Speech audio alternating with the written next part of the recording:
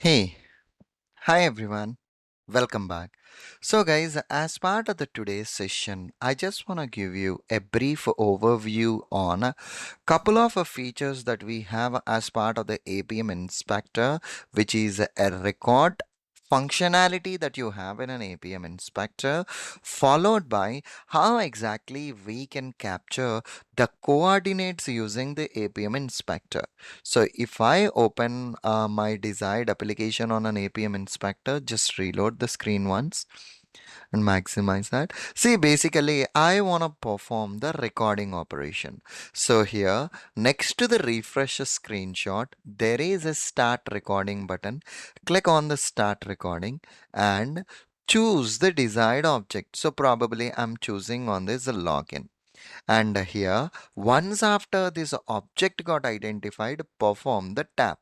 As in when you perform the tap operation, see here we got the desired code.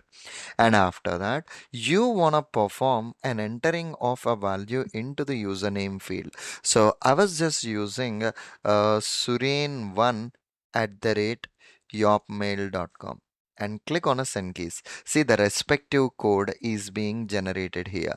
So in order to use this recording feature, whatever you have in this APM inspector, the key thing that you need to do is select the desired object, and on a right hand side on top of the selected element, perform the desired actions like a click or a text value, whichever it might be. Automatically this piece of a code is being generated, and of course, you can copy this code and you can directly use this code within the program itself. Okay, you can copy this code and you can use this code within the program.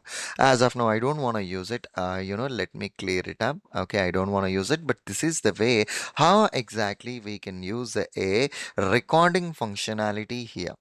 And additionally, if you see guys, there is a select element next to that swipe by coordinates. You do have an option to identify any object using a coordinates. See, whenever I mouse over on this particular login button, the X coordinate and a Y coordinates are getting displayed. Ideally, in certain situations, you can use the coordinates and you can perform the operations. Okay, in such a cases, directly mouse overing on that particular object will get the coordinates.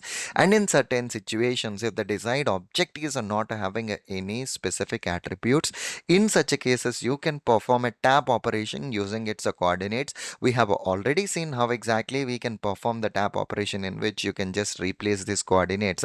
Automatically, the respective tap operation will be performed. Okay, so this is the way how exactly you can deal with these actions, guys. Okay, perfectly all right. See you again in the next session. Thank you.